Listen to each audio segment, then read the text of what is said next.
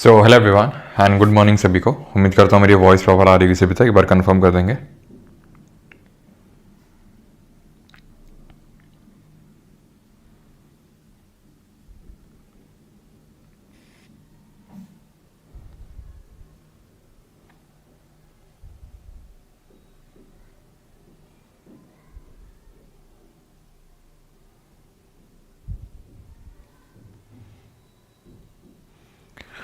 सारी चीज़ें प्रॉपर हैं, एक बार कंफर्म करेंगे।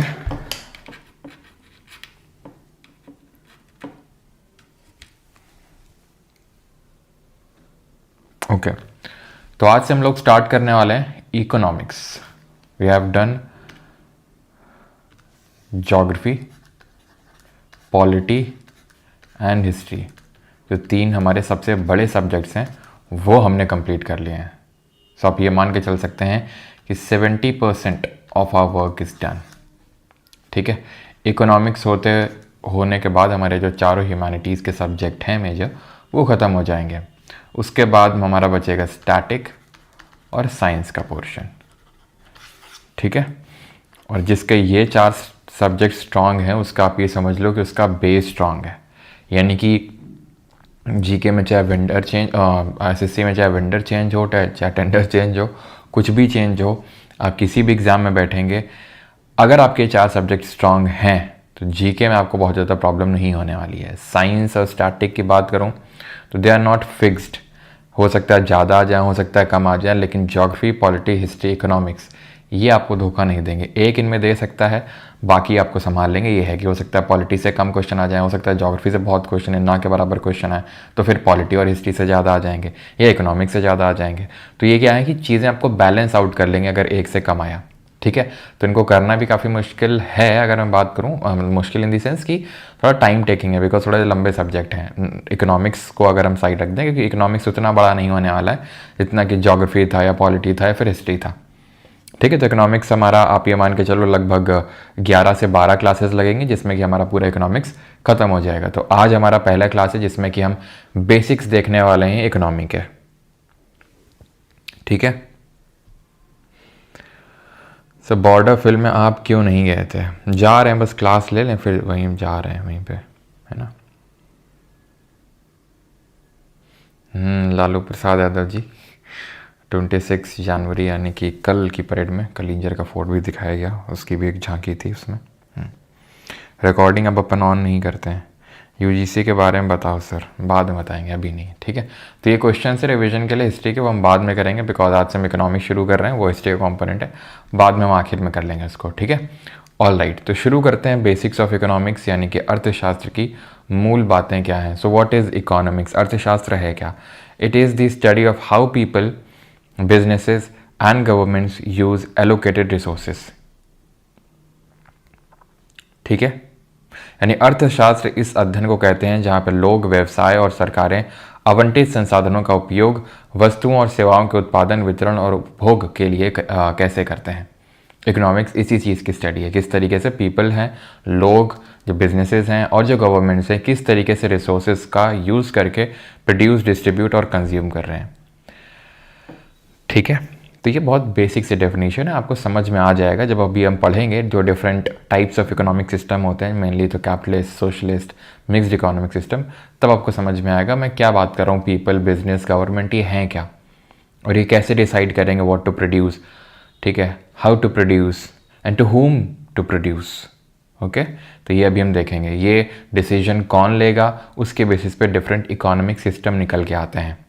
ओके, तो इकोनॉमिक्स इन जनरल क्या है, किस चीज़ को प्रोड्यूस करना है, ठीक है, कैसे प्रोड्यूस करना है, किसके लिए, किस प्राइस पे प्रोड्यूस करना है, सेल करना है, वो सारी चीज़ें कौन डिसाइड करेगा, कौन सेल करेगा, वो सारी चीज़ें का जो पूरा समन्वय है उसको हम इकोनॉमिक्स या अर्थशास्त्र बोलते हैं। आपके एग्जाम में कभी डेफिनेशन नहीं पूछेगा। ठीक, तो आगे बढ़ते हैं।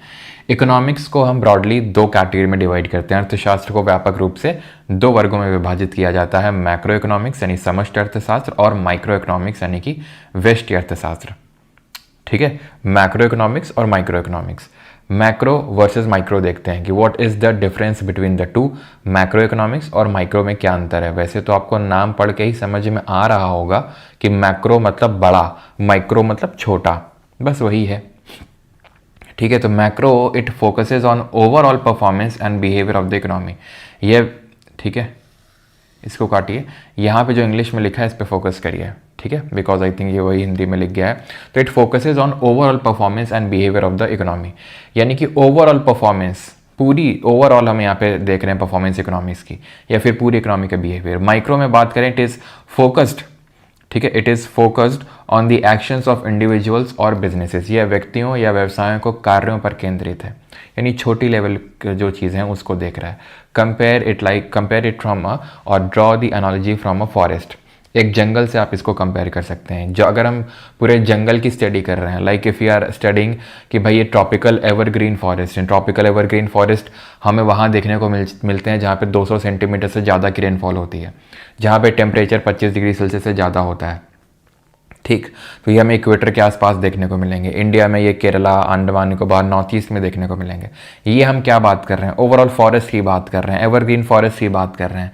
लेकिन अगर हम उसी एवरग्रीन फॉरेस्ट के अंदर अभी घुस जाएं कि एक सिंचोना करके पेड़ मिलता है, इस सिंचोना की पेड़ की जो छाल है उससे क्यूनाइन नाम की दवाई बनाई जाती है जिससे कि मलेरिया को ट्रीट किया जाता है। तो हम क्या कर रहे हैं, हम माइक्रो यानी कि छोटे लेवल पे, सूक्ष्म लेवल पे फोकस कर रहे हैं। तो इसको वेस्ट या फिर सूक्ष्म अर्थशास्त्र भी बोलते हैं, जहाँ पे हम छोटे लेवल पे चीज़ों को डिस्कस कर रहे हैं और यहाँ पर हम ओवरऑल इन जनरल लेवल पे डिस्कस कर रहे हैं। तो मैक्रो इकोनॉमिक्स हम बोल सकते हैं कि ये लेता है top down approach,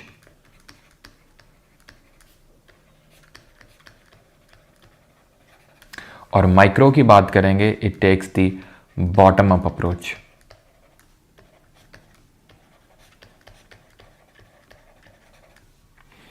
top down approach, evergreen forest है, कहाँ पाया जाएगा, इंडिया में कहाँ है, ठीक है, ये सारी चीज़ें। बॉटम अप, सिंचोना पेड़ है, ठीक, उसकी छाल से, मतलब हम बॉटम से ऊपर की ओर जा रहे हैं, यानी कि उस छोटी सी चीज़ को उसको इलाबोरेट करके देख रहे हैं। यहाँ पे क्या है, बड़ी सी जो चीज़ है उसको उसके अंदर झांक के देख रहे हैं कि उसमें क्या क्या है। ऑलराइट, फोकस एरिया की बात करें तो it is focused on the actions of the governments and countries that influence border economics such as supply, demand and prices, और सॉरी बॉर्डर नहीं, broader economics, supply, demand, prices, इन सारी चीज़ों को जो इफेक्ट करता है, that is dealt under the macro economics. Broader economic system है, हम इकोनॉमिक सिस्टम में पूरे कंट्री का भी इकोनॉमिक सिस्टम ले सकते हैं, ठीक है, और इन जनरल पूरे वर्ल्ड का भी ले सकते हैं, because there is a something called as spill over effect in the economy या फिर इन जनरल भी। स्पिल ओवर का मतलब होता है कि किसी ने कुछ किया और उसके कुछ करने की वजह से उसका इन्फ्लुएंस दूसरे पे देखने को मिला। फॉर एग्जाम्पल, यूएस ने टैरिफ लगाना शुरू किया, बाकी कंट्रीज ने क्या किया, टैरिफ लगाना शुरू कर दिया, ठीक है, ये क्या है, स्पिल ओवर इफेक्ट है।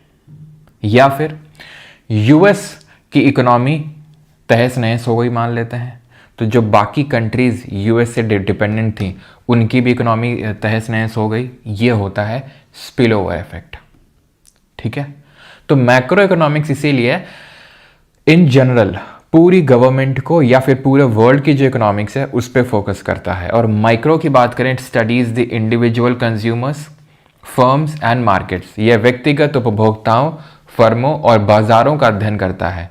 इंडिविजुअल लेवल पे डिस्कस करेगा, फर्म लेवल पे, फिर छोटे मार्केट लेवल पे डिस्कस करेगा, that is micro economics. Okay, scope बात करेंगे तो स्कोप लार्ज स्केल, बड़े पैमाने पे होता है। बड़ा पैमाना अभी मैंने आपको बता दिया, पूरे वर्ल्ड तक इसका लिमिट, मतलब इसका कोई लिमिट ही नहीं है, अगर हम देखें तो पूरे वर्ल्ड लेवल तक जाता है, ठीक है, जैसे अभी मैंने आपको स्पिल ओवर इफेक्ट का एग्जाम्पल दिया।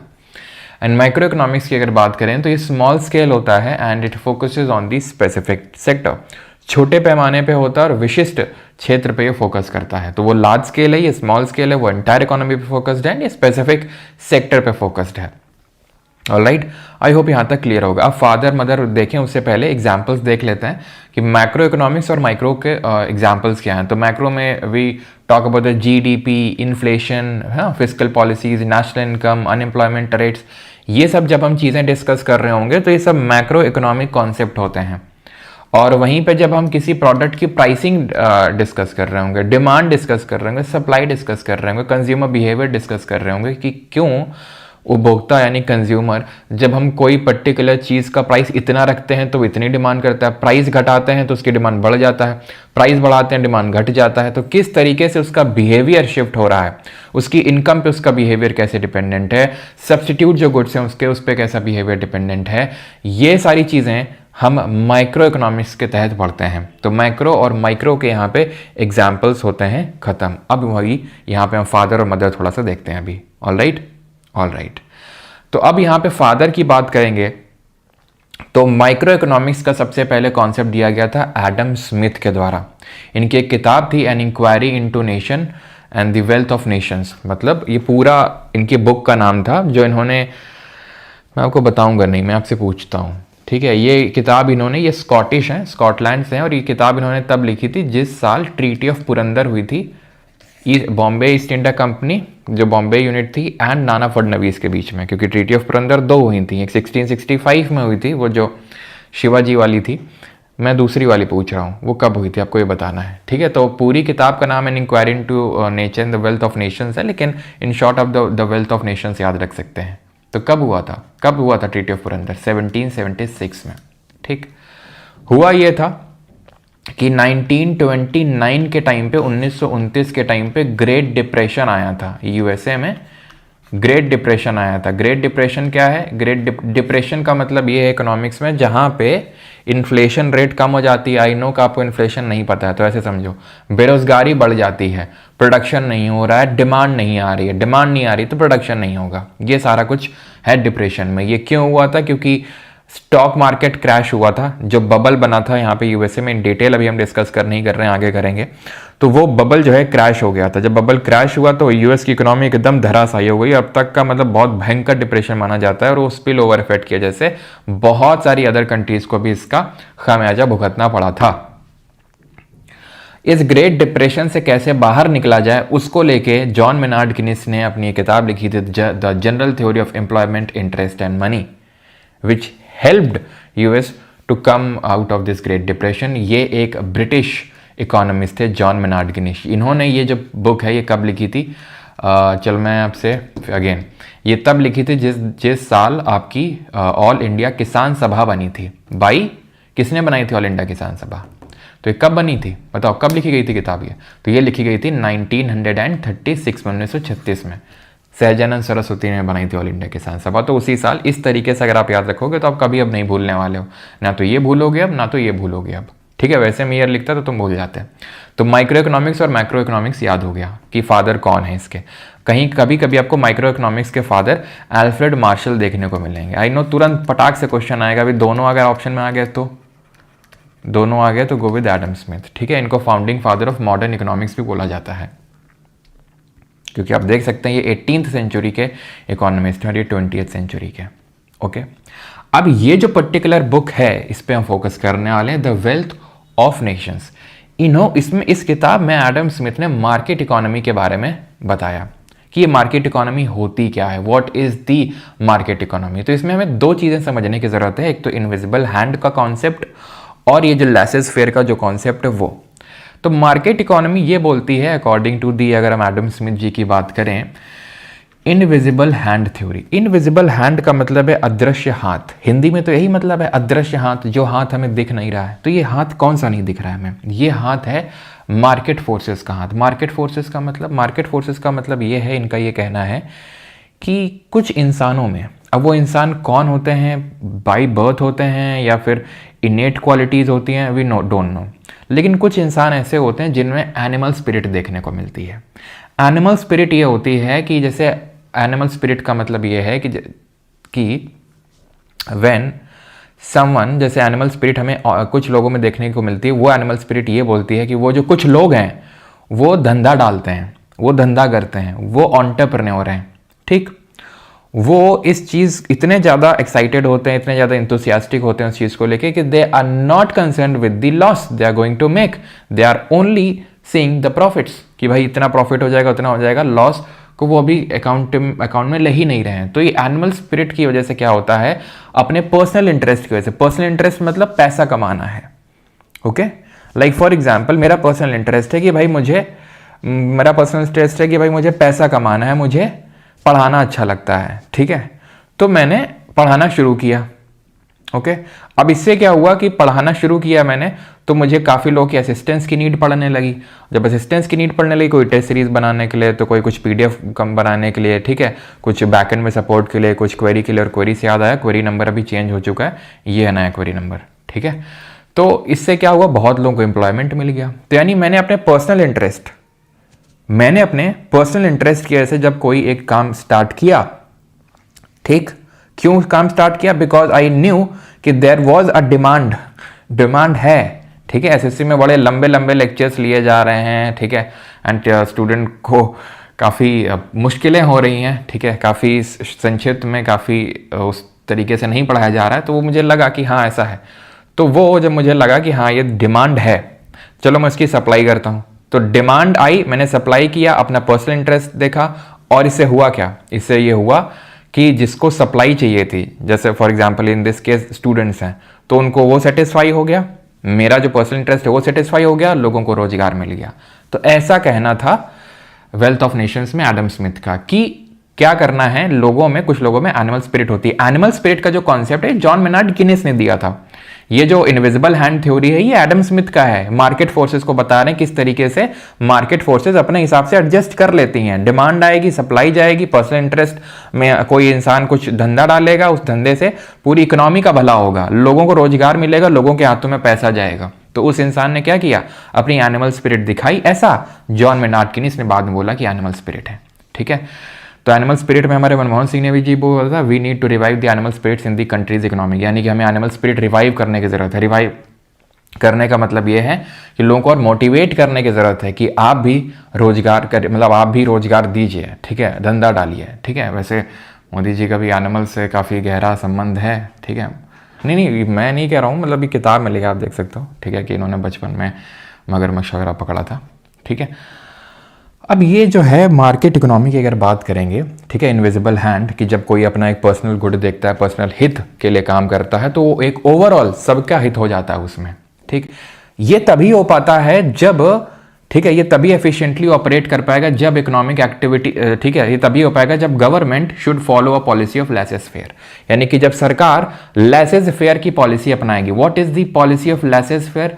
लेसेस फेयर का मतलब है लीस्ट इंटरफेरेंस, यानी कि गवर्नमेंट को इंटरफेयर नहीं करना है हर चीज़ में, कि नहीं यहाँ पे मोनोपोली नहीं हो सकते, नहीं ये तो हम चलाएंगे, जैसे कि इंडियन रेलवे से मोनोपोली गवर्नमेंट की फॉर एग्जांपल है, ठीक, तो ये हम चलाएंगे, ये सेक्टर यहाँ पे हम रहेंगे, ये तुम नहीं कर सकते हो, बहुत टैक्स लगाना, बहुत टैरिफ लगाना।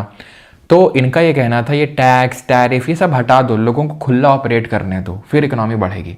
लेकिन अब निर्मला जी को कौन समझाए, फिर इनको इकोनॉमिस्ट है, ठीक है, कोई नहीं सिखा सकता इनको। ओके, तो खैर नहीं, निर्मला जी तो अपना लगाएंगी, वो किसी इकोनॉमिस्ट की नहीं सुनती हैं, क्योंकि we have a great economist, you know, ठीक है। तो खैर अभी आते हैं, इसी से डिराइव हुए हमारे दीज थिंग्स। क्या है ये, व्हाट आर दीज थिंग्स? तो अभी मैं जब तुम्हें बोल रहा था, ये क्या था, ये था कि यहाँ पे मार्केट इकोनॉमी थी। मार्केट इकोनॉमी मतलब डिमांड आ रही है, सप्लाई देने वाला खड़ा हो रहा है, पैदा कर रहा है रोजगार को, इससे क्या हो रहा है, इनकम जनरेट हो रही है, वेल्थ जनरेट हो रही है, एफिशिएंसी निकल के आ रही है, ठीक है, एंड सबका ओवरऑल गुड हो रहा है, सबका ओवरऑल गुड हो रहा है, और देश भी आगे बढ़ रहा है, इकोनॉमी भी आगे बढ़ रही है। This is what is called as market economy, also termed as capital economy.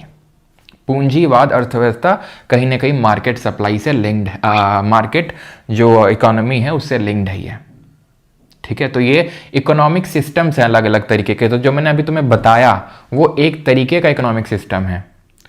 और क्या इकोनॉमिक सिस्टम है, जैसे कि सोशलिस्ट, जो भी मैंने आपको तुम्हें बताया वो कैपिटलिस्ट टाइप का है वो, तो उसी को कैपिटलिस्ट इकोनॉमी भी बोल देते हैं। सोशलिस्ट इकोनॉमी यानी समाजवादी अर्थव्यवस्था। सोशलिस्ट इकोनॉमी क्या होती है, तो यहाँ पे वैसे तो डिफरेंस लिखा हुआ है, लेकिन इन जनरल अभी मैं वो दिखा दूंगा तो तुम्हें ज़्यादा थोड़ा सा कॉम्प्लेक्स टाइप लगने लगेगा। सिंपल टर्म्स में समझो, सोशलिस्ट इकोनॉमी में ये होता है कि जो कंट्री के रिसोर्सेज हैं वो सबके वेलबींग के लिए यूज़ होने चाहिए।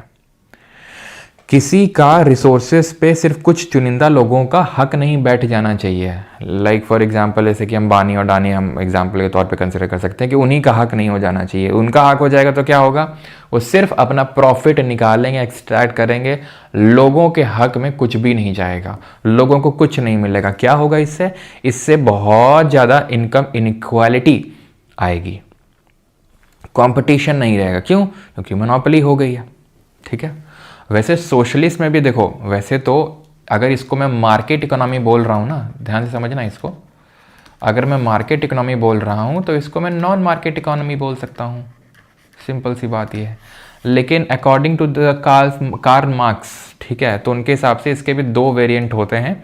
एक तो सोशलिस्ट मॉडल होता है जो हम देख रहे हैं, जहाँ पे रिसोर्सेज में स्टेट का हक होता है। स्टेट का हक मतलब, स्टेट का हक मतलब है सरकार के पास होगा, जितने भी सब कुछ सरकार कंट्रोल करेगी, सो दैट कि वो इनकम डिस्ट्रीब्यूशन को फैसिलिटेट कर सके, सो दैट कि रिसोर्सेज का यूज लोगों के वेलफेयर के लिए किया जा सके, उनके हित के लिए किया जा सके। और एक यहीं पे आता है कैपिटलिस्ट। ठीक है, कैपिटलिस्ट में क्या होता है, स्टेट सिर्फ रिसोर्सेज को कंट्रोल नहीं करता है, वो लेबर को भी कंट्रोल करने लगता है। ठीक है, कि कितनी लेबर कहाँ एम्प्लॉयड होगी कहाँ नहीं, तो ज़्यादा कंट्रोल है। तो कैपिटलिस्ट, मैं आज सॉरी कैपिटलिस्ट बोल रहा हूँ, communist, I am really sorry, capitalist नहीं कम्युनिस्ट। ठीक है, कम्युनिस्ट। खैर इतना डिटेल में हमें जाने की ज़रूरत नहीं है, आप समझ गए बेसिक डिफरेंस क्या है। तो कैपिटल इकोनॉमी में क्या है, कैपिटलिस्ट में, कैपिटलिस्ट इकोनॉमी में यह है कि प्राइवेट ओनरशिप रहती है, इसमें पब्लिक ओनरशिप। पब्लिक का मतलब जब भी मैं बोलूं तो उसका मतलब है स्टेट, स्टेट मतलब गवर्नमेंट। ठीक, इकोनॉमिक मोटिव इसमें सिर्फ होता है प्रॉफिट, प्रॉफिट निकालना है। यहाँ पे सोशल वेलफेयर है, लोगों का हित करना है। यहाँ पे गवर्नमेंट का, ठीक है, कोई रोल नहीं रहता है। ठीक है, जैसे लाइसेंस फेयर, लाइसेंस फेयर का मतलब है कि आप कोई इंटरफेरेंस मत करो, ऑपरेट करने दो मार्केट को फ्रीली, अपने हिसाब से एडजस्ट कर लेगा खुद को। कंप्लीट इन्वॉल्वमेंट होता है गवर्नमेंट का। इनकम डिस्ट्रीब्यूशन अनइक्वल है, इसमें इक्वल है। इकोनॉमिक फ्रीडम पूरी है, यहाँ पे फ्रीडम नहीं है उतनी। एग्जाम्पल यूएसए और एग्जाम्पल यूएसए और नॉर्थ कोरिया देखो, और चाइना भी देखो। सुनने में लग रहा होगा कि यार कैपिटलिस्ट मतलब बेकार होता है, मतलब अडानी अंबानी, और ये सोशलिस्ट अच्छा होता है। ऐसा नहीं है। सोशलिस्ट के कॉन्स कोई बता सकता है क्या होंगे? सोशलिस्ट को वैसे तो आपको कोई मेंस यूपीएससी मेंस में आंसर लिखने नहीं जाना है, बट फिर भी पता होना चाहिए। ठीक है, एक आइडिया डेवलप करने से पहले कि नहीं कैपिटलिस्ट बेकार होता है, सोशलिस्ट अच्छा है। सोशल, क्योंकि हो सकता है क्वेश्चन बन भी जाए इस तरीके से स्टेटमेंट कि इसमें से सोशलिस्ट का कॉन्स क्या नहीं है, फिर क्या है। तो कॉन्स क्या है? कॉन्स ये है कि मान लो सरकार है, ठीक है, और प्राइवेट ओनरशिप है ही नहीं। मुझे इसके लिए भी क्या एग्जाम्पल, तुम जाओ सरकारी ऑफिस में, सरकारी ऑफिस में चले जाओ और एक प्राइवेट ऑफिस में चले जाओ, तुमको भी पता है एफिशिएंट तरीके से कहाँ काम होता है। तुम एक मॉल में जाओ, जी सर आइए, सर आइए आइए, सर के लिए चाय लेके आओ, सर के लिए कॉफ़ी लेके आओ, सर के लिए चेयर लगाओ, होता है। वहीं गवर्नमेंट में चले जाओ, हाँ बताइए, अच्छा पहले तो रेस्पॉन्स ही नहीं आएगा। सर ये पूछ रहे थे, अच्छा सर तो बोल ही नहीं, सर ये पूछ रहे थे, सर तो बोल ही नहीं रहे, सर हाँ बताओ क्या है, हाँ इसको अटैच करवा के लाओ, और जो अपने इलाके के जो क्षेत्र के पार्षद हैं उनसे एक लेटर लिखवा के लाओ। ये होता है। अरे सर ये बोल रहे थे 500,000 ले लेते हैं, ठीक है लाओ। अच्छा तो क्या हुआ, एफिशिएंसी नहीं आती है इसमें, एफिशिएंसी नहीं रहती है। क्यों? क्योंकि मोटिवेशन ही नहीं है, मोटिवेशन ही नहीं है। क्यों? क्योंकि तुमको पता है चाहे तुम जितना अच्छा काम कर लोगे तुमको इंसेंटिव तो मिलने वाला नहीं है, इसका प्रमोशन तुम्हारा हो ही जाएगा 5 साल में। तो जब तुमको इंसेंटिव है नहीं, प्रमोशन तुमको 5 साल में हो ही जाना है, तो फिर क्यों लोड लेना है? आराम से बैठ के मौज मारो और काम जितना कम से कम हो सके उतना कम से काम करो। तुम भी यही करोगे, ठीक है, हंसो नहीं, तुम भी यही करोगे बैठ के। जब तुम बाबू बनोगे, सरकारी नौकरी की तैयारी कर रहे हो बाबू बनने के लिए, तुम में से 90% लोग वही करेंगे। ऐसा तो है नहीं कि जो अभी लोग बैठे हैं ये कहीं और चांद से आए हैं, मार से आए हैं, ये हम ही लोगों में से गए हैं और हम ही लोगों में से आगे जाएंगे, तो वही होने वाला है। ठीक है, ऐसा ही सिस्टम चलता है, ऐसा ही होता है हमारे यहाँ। तो इसमें क्या होता है, एफिशिएंसी नहीं आती है भैया। ठीक है, इक्वालिटी तो तुमने दे दी, इक्वालिटी दे दी, अब इट इज़ लाइक कि भाई 100 रुपये हैं, ठीक है, 5 लोग हैं, 20-20 बांट लिया, ये खुश हो गया, देखा सबके पास 20-20 है। यहाँ क्या हुआ, यहाँ 1000 रुपया है, ठीक है, 4 लोगों को 20-20 मिला, कितना हो गया, सॉरी 4 लोगों को 20-20 नहीं, यहाँ मानो कि 4 लोगों को 50-50 मिला, कितना हो गया 200, एक को मिल गया 800। अब या तो तुम ये दुखी हो सकते हो कि इसको 800 कैसे मिल गया, या तो इस बात से खुश हो सकते हो कि यार हमें 20 ही मिल रहा था ऐसी कंडीशन में, लेकिन वो जो कि हमें दिखता है नहीं, ठीक है, और यहाँ 10 गुना है उसका पास। देखो ना, सबके पास 20 था, उसका 10 गुना है इन चारों के पास, एक के पास लेकिन 800 रुपए है। तो यहाँ पे क्या होता है, वेल्थ जनरेशन होता है। यहाँ पे वेल्थ जनरेशन होता है, भले इनइक्वालिटी है लेकिन वेल्थ जनरेट हो रही है, और ऑब्वियस बात है वो ट्रिकल डाउन भी करेगी। ट्रिकल डाउन का मतलब ये है कि वो नीचे पास ऑन भी होगी। यहाँ पे वेल्थ क्रिएशन हो ही नहीं रहा है उतना ज़्यादा, एफिशिएंसी नहीं आ रही है, मोटिवेशन नहीं है। क्यों? क्योंकि सब तो ओन कर रहा है कौन? Public, state. तो फिर जब प्राइवेट ओनरशिप है ही नहीं तो फिर हम काम किसके लिए करें? सरकार के लिए काम करेंगे? नहीं, फिर तो हम काम चोरी करेंगे, ठीक है, क्योंकि हर किसी के अंदर देशभक्ति नहीं होती है। ओके, मुझसे नहीं सर, मुझसे तो ऐसा काम होगा ही नहीं। ओहो, ठीक है। और initially USA was kind of complete capitalist economy until the great depression, जो मैंने बताया 1929 का। यूएसएसआर ने सबसे पहले सोशलिज्म को टेस्ट किया, चाइना में पास ऑन हुआ, लेकिन अभी अगर बात करें तो किसी कंट्री को कंप्लीटली कैपिटलिस्ट में रखना, सोशलिस्ट में रखना is not kind of good thing. मतलब कोई ऐसा कंट्री तो है ही नहीं कि पूरी तरीके से, अभी पहले थी जो मैंने एग्जांपल लिख रखा है, लेकिन अभी तो बहुत हद तक, जैसे चाइना की बात करें तो पहले सोशलिस्ट टाइप ऑफ इकोनॉमी था, लेकिन चाइना अब धीरे धीरे बहुत हद तक अगर आप देखोगे तो वहाँ पर एफिशिएंसी क्यों है।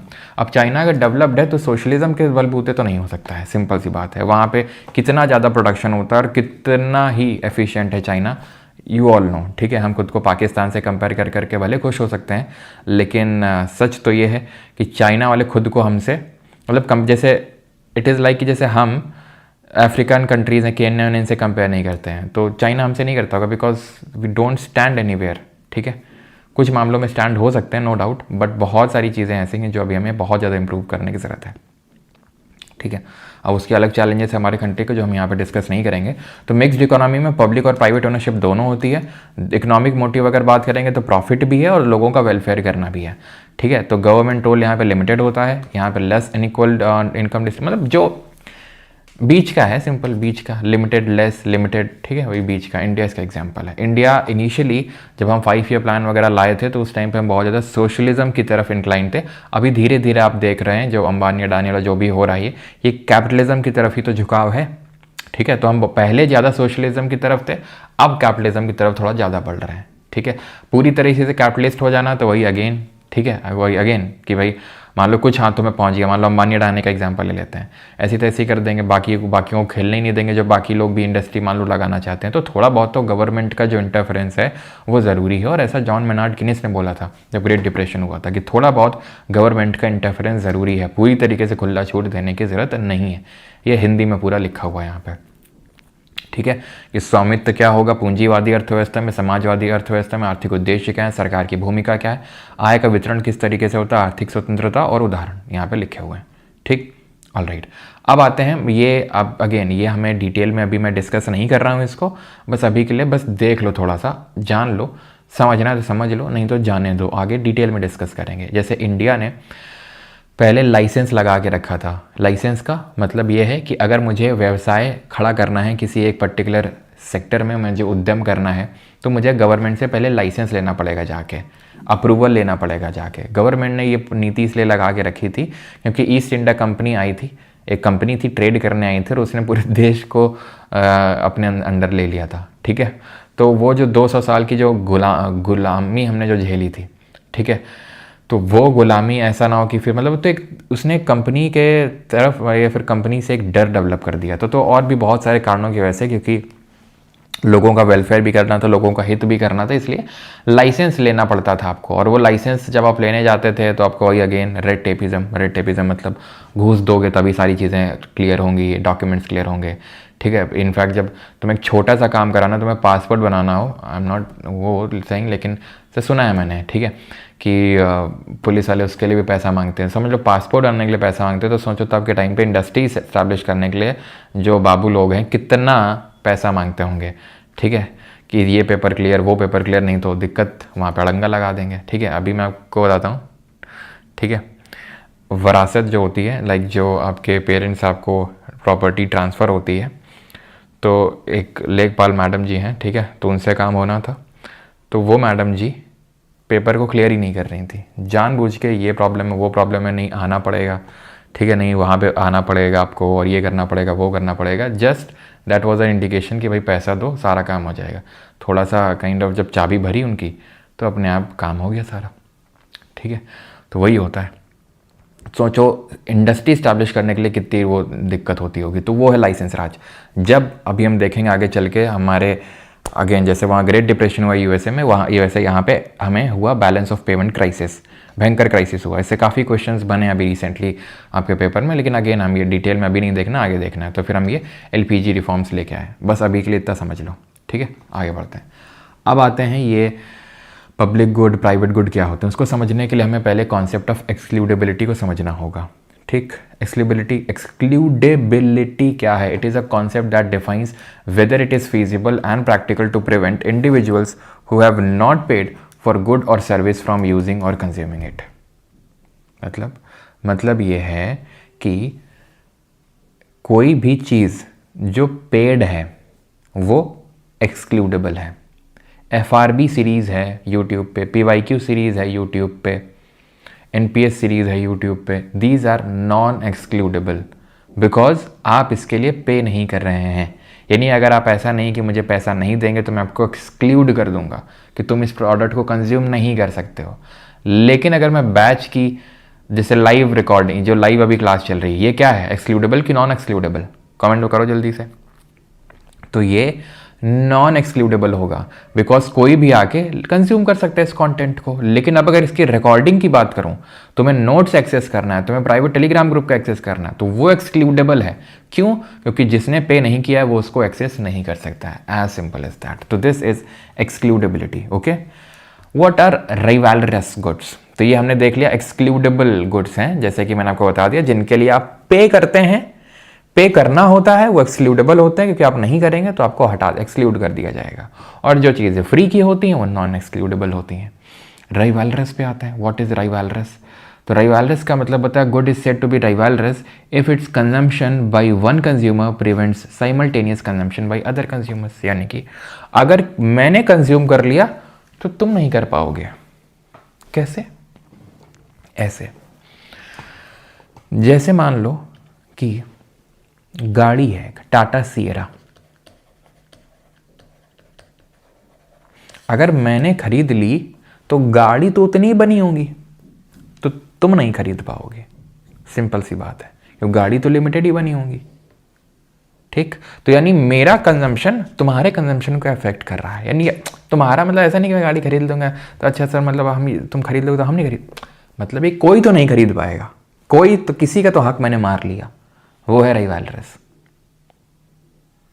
समझ रहे हैं? जैसे कि मान लो एक पेड़ लगा हुआ है, ठीक, मैंने जाके काट लिया उसको, मैंने जाके काट लिया। टेल मी कोई पेड़ लगा हुआ था, कोई रैंडम पेड़ लगा हुआ था, मैंने काट लिया जाके। टेल मी जल्दी से, राइवलरस होगा या एक्सक्लूडेबल होगा या दोनों होगा या दोनों नहीं होगा? जल्दी बता। पेड़ लगा था कहीं पे, मैंने जाके काट लिया उसको, लकड़ी ले गया घर, क्यों? चूल्हे में डाल रोटी सेकी मैंने उसकी, ठीक। अब तुम बताओ ये राइवलरस है, एक्सक्लूडेबल है, दोनों है, दोनों नहीं है, क्या है? तो वो दूसरा कार ले लेगा। तभी मैं बोल रहा हूँ भैया, मुझे पता था ये तुम्हारा, तो दूसरा कार ले लेगा, लेकिन वो तो नहीं ले पाएगा ना, तुमने एक्सक्लूड कर दिया ना। लेकिन सर वीडियो के लिए तो नेट और मोबाइल चाहिए ना। हाँ तो बिल्कुल चाहिए, लेकिन ये वीडियो देखने के लिए तो पैसे नहीं चाहिए ना। तो नेट हो सकता है एक्सक्लूडेबल, जो तुमने इंटरनेट का सब्सक्रिप्शन ले रखा है वो एक्सक्लूडेबल है, मेरा वीडियो लेक्चर नहीं। समझे तुम? अब ये जो पेड़ है, क्या ये पेड़ था? पैसे दे के मैंने काटा था, क्योंकि मैंने पैसे दिए थे इसलिए मुझे काटने की अनुमति मिली। हाँ, तो नॉन एक्सक्लूडेबल है। क्या मैंने काट लिया, दूसरे का हक मार लिया? बिल्कुल मार लिया, क्योंकि अब उसको तो मिलेगा नहीं, राइवलरस है। ठीक। उल्टा देखें, उल्टा मतलब जो एक्सक्लूडेबल तो हो लेकिन नॉन राइवलरस हो।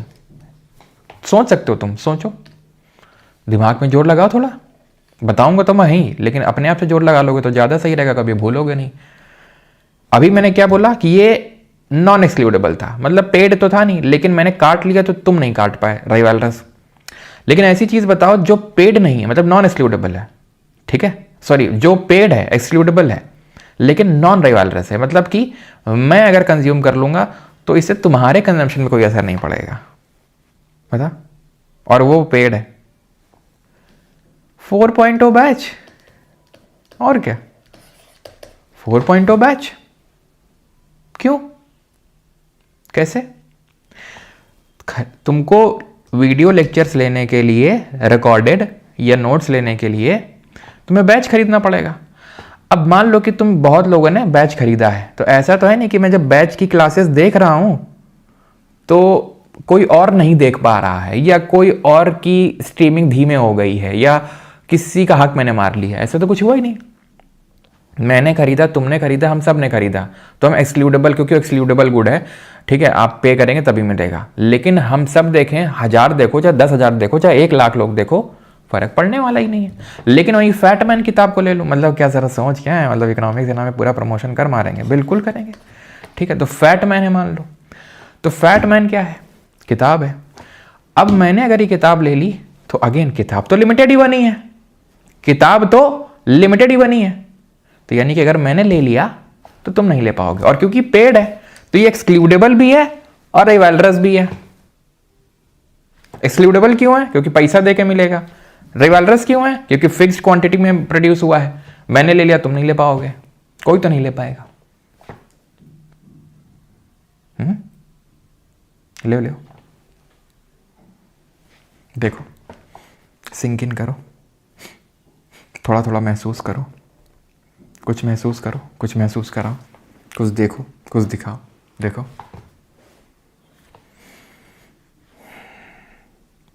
यस, ऑनलाइन शॉपिंग,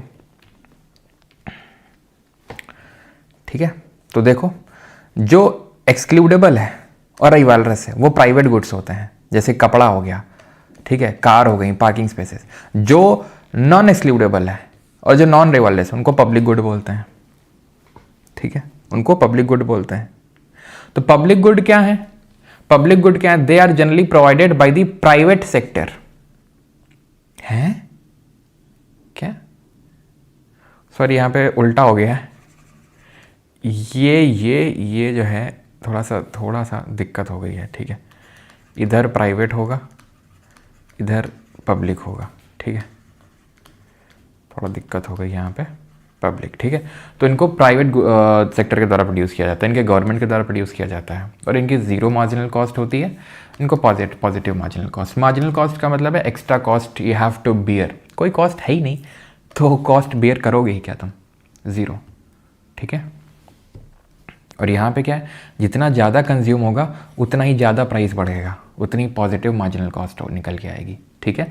तो जो एक्सक्लूडेबल होते हैं और नॉन रिवाल्रस होते हैं वो होते हैं क्लब गुड्स, जैसे सिनेमा, प्राइवेट पार्क्स हो गए, एक्सक्लूडेबल हैं मतलब पेड हैं लेकिन नॉन रिवाल्रस हैं, मतलब कि अगर हम पार्क में घुस गया, ऐसा नहीं है कि तो मतलब तुम्हें दिक्कत हो जाएगी। सैटेलाइट हो गया, टेलीविज़न हो गया, सैटेलाइट टेलीविज़न हो गया, कि ऐसा नहीं है कि मैं टेलीविज़न देख लूँगा तो तुम्हारे टेलीविज़न देखने में कुछ रुकावट आ जाएगी, ठीक है। और जो नॉन एक्सक्लूडेबल होते हैं लेकिन रिवाल्रस होते हैं उनको कॉमन पूल रिसोर्सेज बोलते हैं, जैसे फिश, टिम्बर, लकड़ी, कोयला, ठीक है, मतलब ले सकता है कोई भी जाके, लेकिन क्योंकि नॉन एक्सक्लूडेबल है लेकिन रिवाल्रस नेचर का है, मैंने ले लिया तो तुम्हारे लिए कम पड़ जाएगा, ठीक है।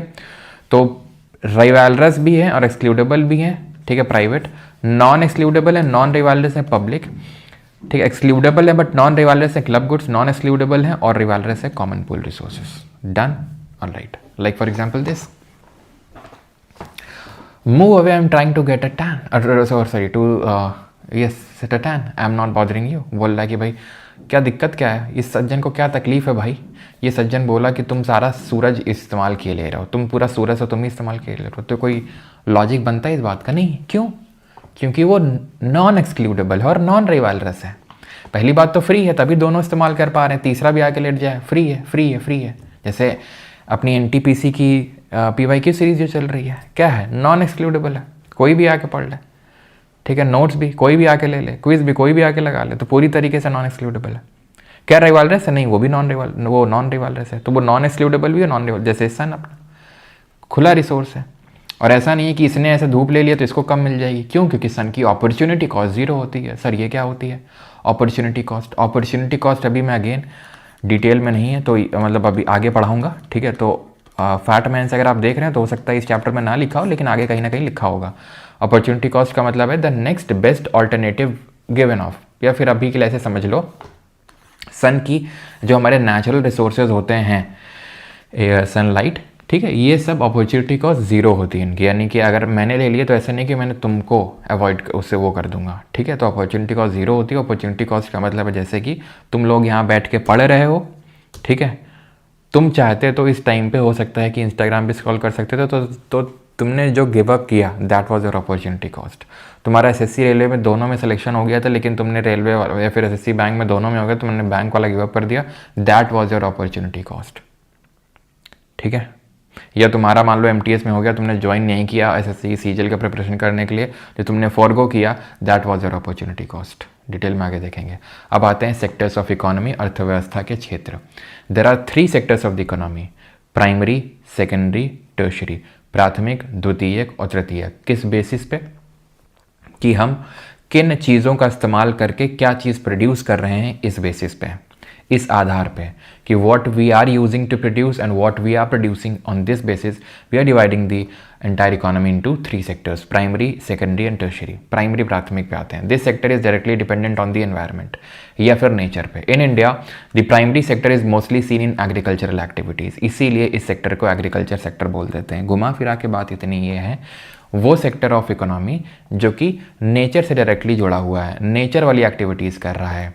जैसे कि आप एग्रीकल्चर कर रहे हैं, खेती बाड़ी कर रहे हैं, नेचर, फिशिंग कर रहे हैं, हंटिंग कर रहे हैं, फॉरेस्ट्री कर रहे हैं, माइनिंग कर रहे हैं, ये सारे काम नेचर से डायरेक्टली जुड़े हुए हैं और इनको हम रेड कॉलर जॉब्स बोलते हैं, ठीक है। और क्योंकि इसमें मेनली एग्रीकल्चरल एक्टिविटीज़ आती हैं तो इसीलिए हम इसको एग्रीकल्चरल सेक्टर भी बोल देते हैं, ठीक है। इसको बैकबोन ऑफ इंडियन इकोनॉमी भी बोला जाता है प्राइमरी सेक्टर को। सीधे पर्यावरण पर निर्भर है। भारत में प्राथमिक क्षेत्र मुख्य रूप से कृषि गतिविधियों में देखा जाता है, ठीक है, जैसे कि कृषि, मछली पकड़ना, शिकार करना, वानिकी और खनन। इस क्षेत्र के अंतर्गत आने वाली गतिविधियों को रेड कॉलर जॉब के रूप में भी जाना जाता है। कृषि क्षेत्र को भारतीय अर्थव्यवस्था की रीढ़ माना जाता है। सेकेंडरी पे आता है। सेकेंडरी क्या है? द्वितीयक क्षेत्र क्या है? तो जो भी हमने प्राइमरी सेक्टर में चीज़ निकाली है, लाइक हमने माइनिंग करके और निकाली होगी, हाँ, फॉरेस्ट्री करके मान लो कि लकड़ी निकाली होगी, तो अब इनको लेके जाएंगे कहाँ? इंडस्ट्री में। और को प्योरीफाई करके मेटल बनाया जाएगा। वुड को इधर उधर करके सब करके हो सकता है फर्नीचर बनाया जाए, हो क्या सकता है, वही बनाया जाएगा, फर्नीचर बन जाएगा, टेबल बनाई जाएगी, बेड बनाया जाएगा, ठीक है, ये सारी चीज़ें बनाई जाएंगी। तो क्या है?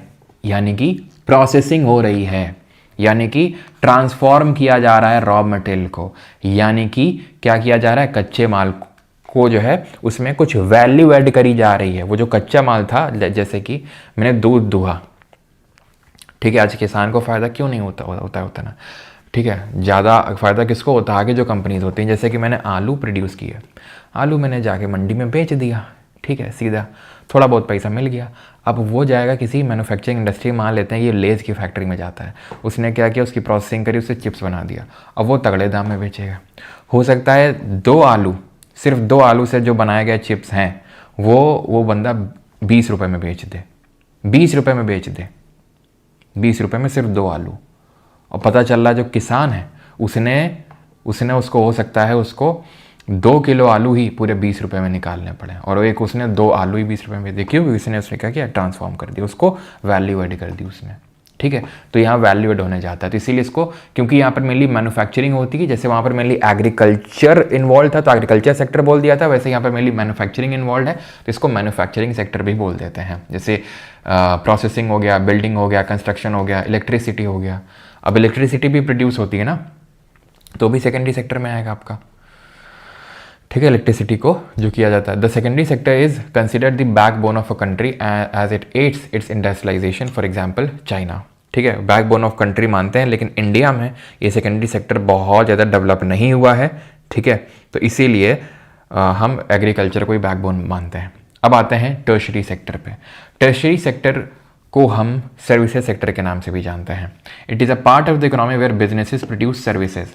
सर्विसेज क्या होती हैं? तो सर्विसेज होती हैं इनटैंजिबल चीज़ें। इनटैंजिबल का मतलब ये होता है जिनको हम छू नहीं सकते हैं, अमूर्त होती हैं, ऐसी चीज़ जिसे छुआ नहीं जा सकता है। जैसे कि मैं तुम्हें पढ़ा रहा हूँ तो तुम क्या इसे छू सकते हो? नहीं छू सकते हो। छू सकता है क्या कोई? नहीं छू सकता है, ठीक है, बिल्कुल, ठीक है। या फिर मैंने तुमको मान लो जैसे कि तुम्हें क्योंकि मैंने तुम्हें नॉलेज ट्रांसफ़र किया, राइट। मान लो कि तुम कॉमेडी शो में गए तो उसने तुम्हें कुछ दिया, या फिर मैंने तुम्हें कुछ दिया, सामान दिया, नहीं दिया, सामान नहीं दिया, सामान देता तो टैंजिबल होता, छू सकते थे, ठीक है। सिंपल ऐसे समझो कि ऐसे समझो, ऐसे समझो, ऐसे समझो, ऐसे समझो। जैसे मान लो कि तुम किसी रेस्टोरेंट में गए, ठीक है।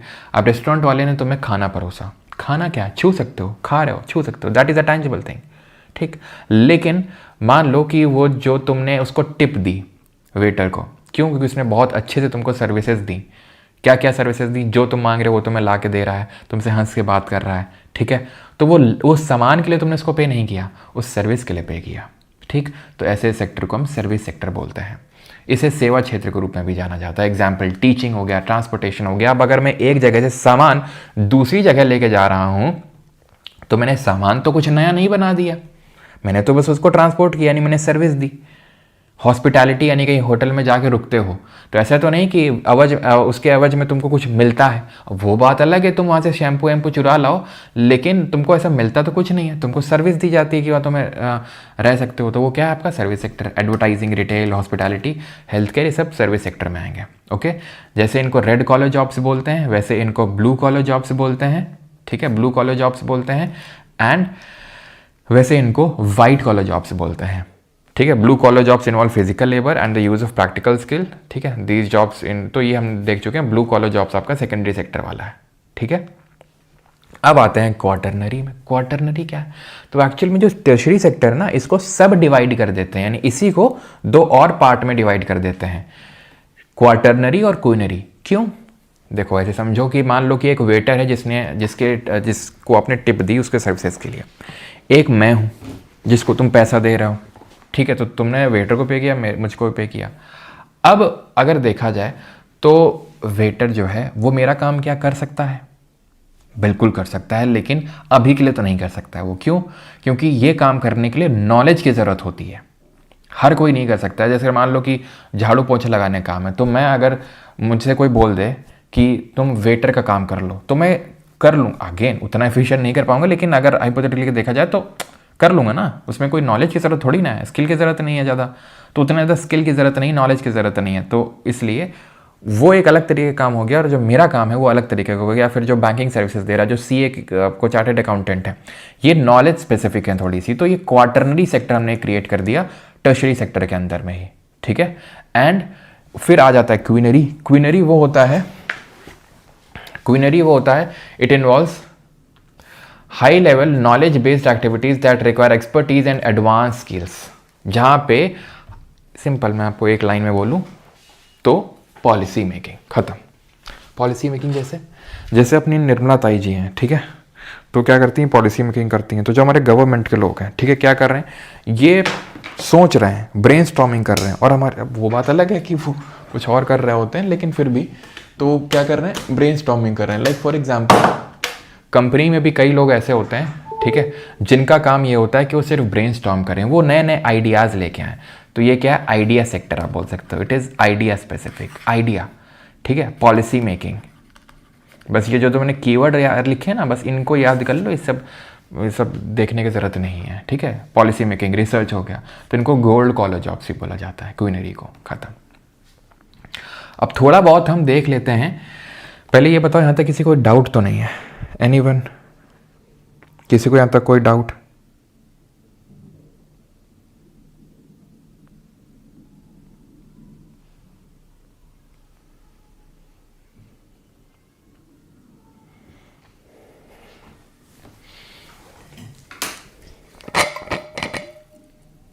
सर आपने पूरब जाके, अच्छा वो ऑल इज हेल।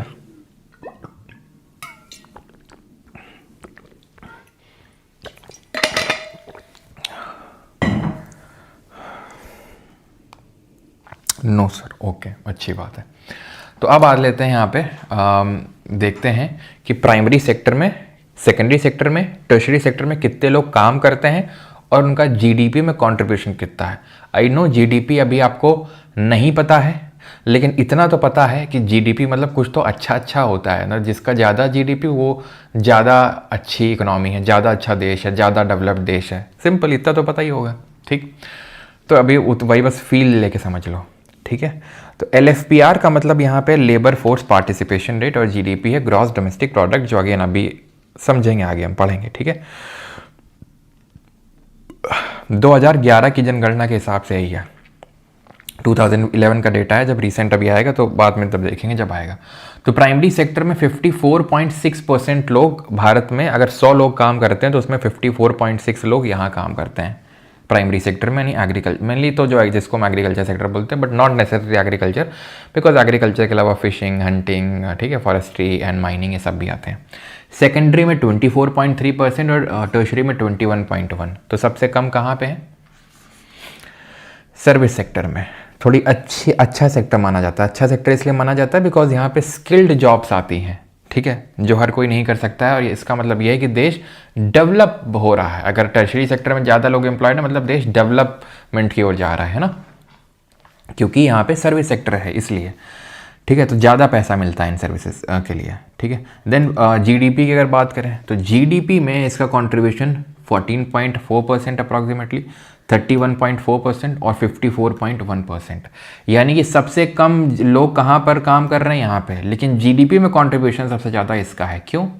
क्योंकि पैसा ज़्यादा मिलता है ना यहाँ पे। प्राइमरी सेक्टर में सबसे ज़्यादा लोग एम्प्लॉयड हैं, लेकिन सबसे कम कंट्रीब्यूशन है जीडीपी में इसका। यानी कि बड़ी आयरनिकल चीज़ है ये कि, ठीक है, कि टर्शरी सेक्टर में सबसे कम है लेकिन जीडीपी में सबसे ज़्यादा है उसका कंट्रीब्यूशन है। प्राइमरी में सबसे ज़्यादा लोग काम करते हैं लेकिन जीडीपी में सबसे कम कंट्रीब्यूशन है उसका। और उसका एक कारण और भी है, जब हम एम्प्लॉयमेंट पढ़ेंगे, बेरोजगारी, तब मैं आपको बताऊंगा क्या कारण है ये।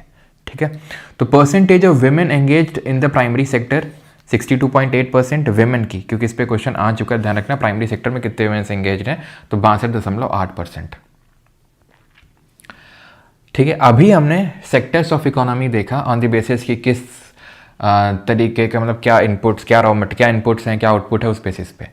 अब वर्किंग कंडीशन के बेसिस पे, अगेन किस बेसिस पे? वर्क की कंडीशन के बेसिस पे हम पूरे उसको इकोनॉमिक सिस्टम को दो सेक्टर में डिवाइड करते हैं, संगठित और असंगठित है, गैर संगठित। संगठित मतलब ऑर्गेनाइज्ड और अनऑर्गेनाइज्ड, गैर संगठित। सिंपल सा है, कोई ज़्यादा बहुत लोड लेने की जरूरत नहीं, सब रटने की जरूरत नहीं, सिंपल है, बताता हूँ।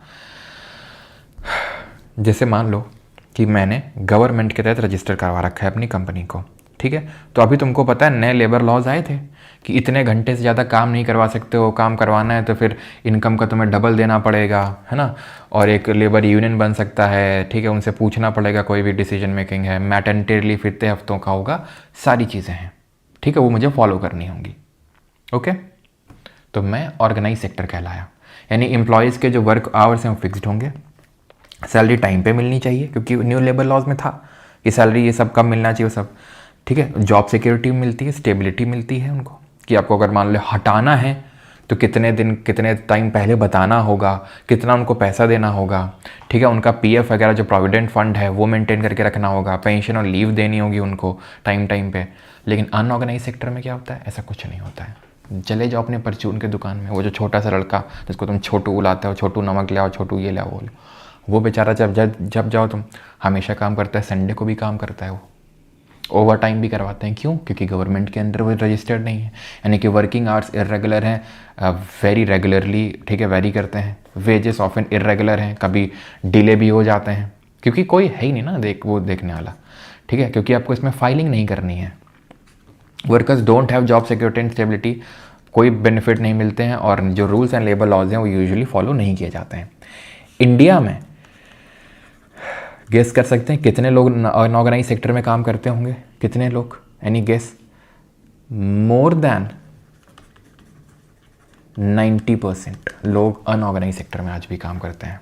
इसीलिए गवर्नमेंट ने एक पोर्टल डेवलप किया था, ई श्रम portal,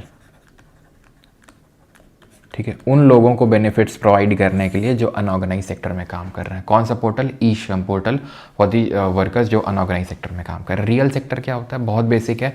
it is real sector of an economy refers to the economic sector which brings about the production of goods and services through combined utilisation of raw materials and other production factors such as labour force, land and capital. देखो,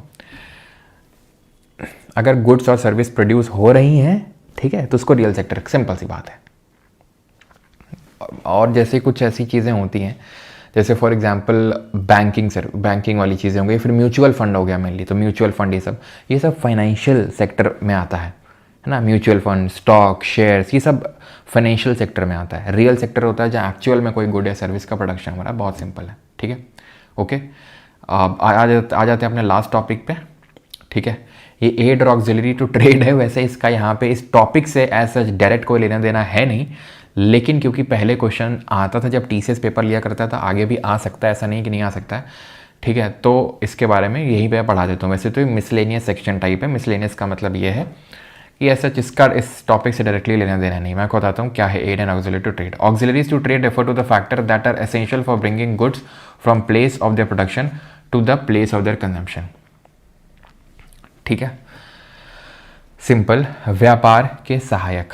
देखो, कोई भी चीज़ produce करने के लिए मुझे raw material चाहिए, वो सहायक नहीं है। वो अगर होगा नहीं तो वो प्रोडक्शन हो ही नहीं सकता है।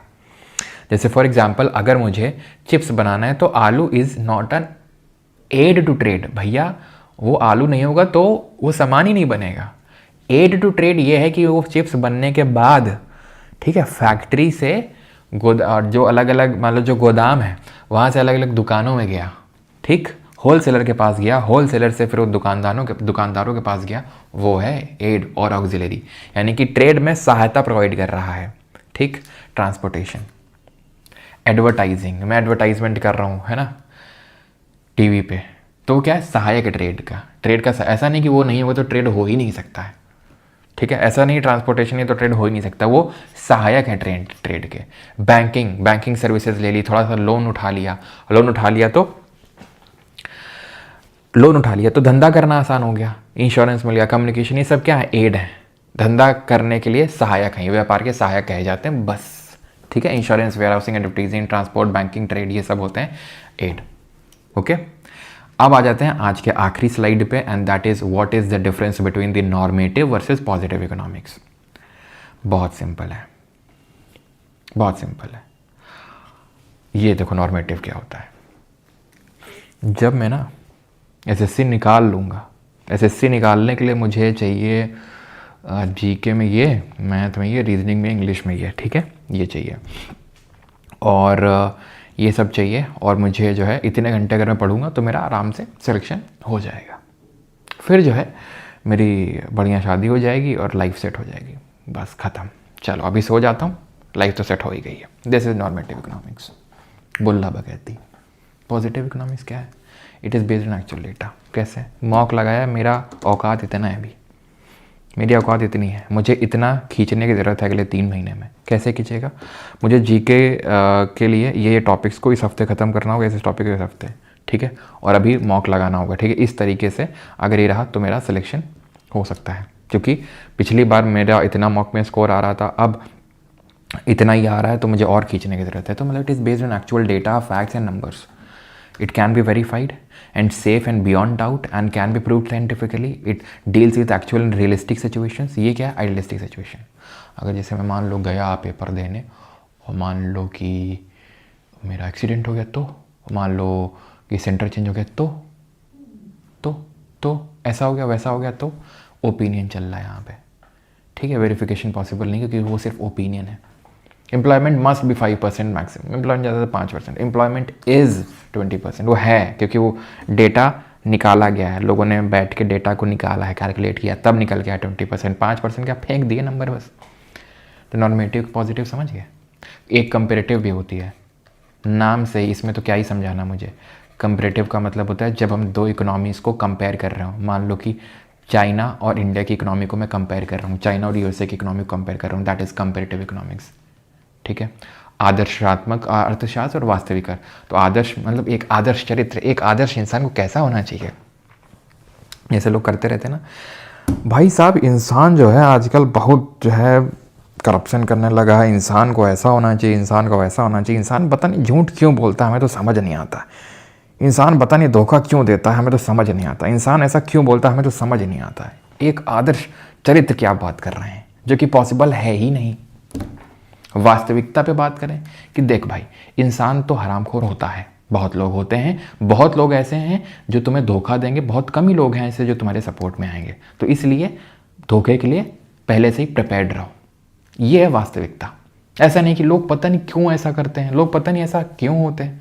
वो होते हैं वो लोग जो जीवन में कभी सुखी नहीं रह पाते हैं, क्योंकि वो हमेशा आदर्श एक आइडियल लाइफ की तरफ वो चाहते हैं कि ऐसे होना चाहिए, जो कि कभी होगा नहीं।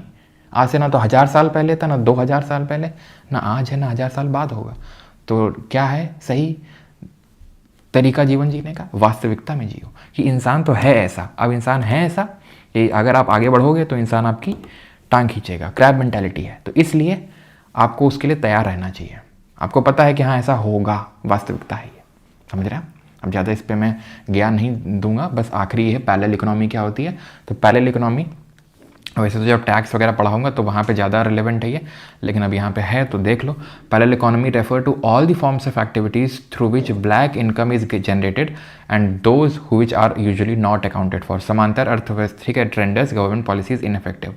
समांतर अर्थव्यवस्था उन सभी प्रकार की गतिविधियों को संदर्भित करती है जिनके माध्यम से काला धन क्या होता है? काली पुती होती है उसमें नहीं। काला धन वो होता है जो इलीगल एक्टिविटीज़ करके जनरेट किया जाए, पहला। दूसरा वो होता है जिसमें कि टैक्स ना भरा जाए जिस इनकम में, वो होती है ब्लैक इनकम।